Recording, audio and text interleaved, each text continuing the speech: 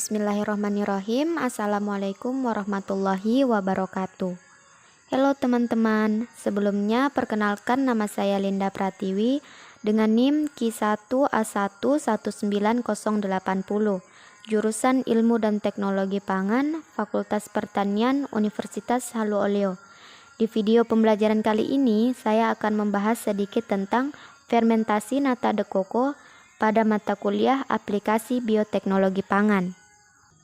Sebelum kita melanjutkan, di sini saya akan membahas tentang pengertian nata de coco. Apa sih itu nata de coco? Nata de coco adalah hidangan penutup yang terlihat seperti jeli, berwarna putih hingga bening dan bertekstur kenyal. Makanan ini dihasilkan dari fermentasi air kelapa dan mulanya dibuat di Filipina. Nah, pada slide berikut ini sudah tertera gambar pabrik nata de coco yang ada di Indonesia yang bernama Agrindo Suprafood. Agrindo Suprafood adalah salah satu perusahaan nata de coco lembaran di wilayah Yogyakarta. Pada tahun 2003, Agrindo Suprafood berdiri dan mulai menjalankan bisnis nata de coco dengan mengandalkan produk nata lembaran dan modal seadanya. Pada mulanya, Agrindo Suprafood memproduksi nata de coco sendiri dengan kapasitas 5 ton per minggu.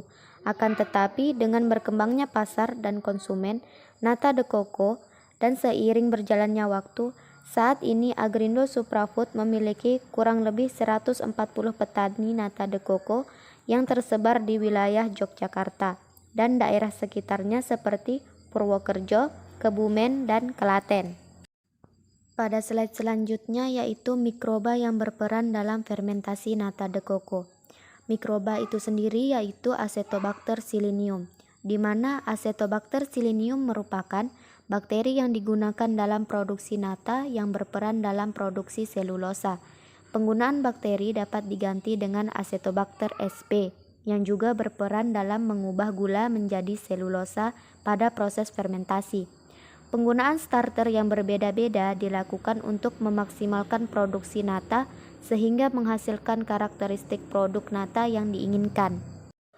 Kemudian pada pembahasan selanjutnya yaitu faktor pendukung pertumbuhan sel bakteri Acetobacter silinium, yaitu yang pertama ada sumber karbon, di mana sumber karbon yang dapat digunakan dalam fermentasi nata adalah senyawa karbohidrat yang tergolong monosakarida dan disakarida. Pembentukan nata dapat terjadi pada media yang mengandung senyawa-senyawa glukosa, sukrosa, dan laktosa. Yang kedua yaitu ada sumber nitrogen. Sumber ini bisa digunakan dari senyawa organik maupun senyawa non-organik. Yang ketiga yaitu tingkat keasaman. Tingkat keasaman atau pH yang digunakan yaitu adalah 3,5 sampai 7,5 derajat Celcius, tetapi sangat cocok tumbuh pada suasana asam pada pH 4,3 derajat Celcius. Dan yang terakhir yaitu temperatur. Temperatur yang digunakan sebaiknya 28 derajat Celcius sampai 31 derajat Celcius. Dalam pertumbuhan dan perkembangan pada aktivitasnya bakteri ini sangat memerlukan oksigen. Alat dan bahan pembuatan nata de coco. Alat-alat yang digunakan yaitu ada panci 1 buah, kompor gas 1 unit, spatula atau pengaduk 2 unit, loyang atau baskom 5-10 unit, koran dan tali rapia secukupnya. Bahan-bahan yang digunakan yaitu ada buah kelapa, asam cuka, gula 100 gram, urea 1 gram, dan yang terakhir yaitu bakteri starter Acetobacter silinium yang berperan dalam mengubah gula menjadi selulosa pada proses fermentasi.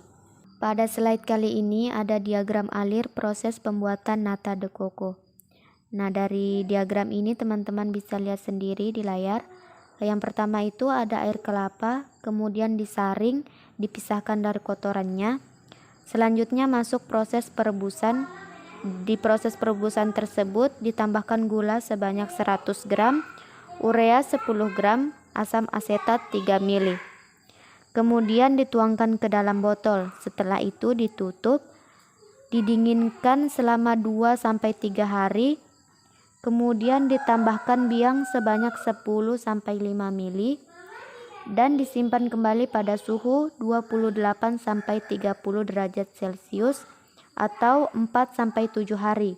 Dan yang terakhir yaitu biang nata de coco. Nah, sekian dulu ya teman-teman pada video pembelajaran kali ini.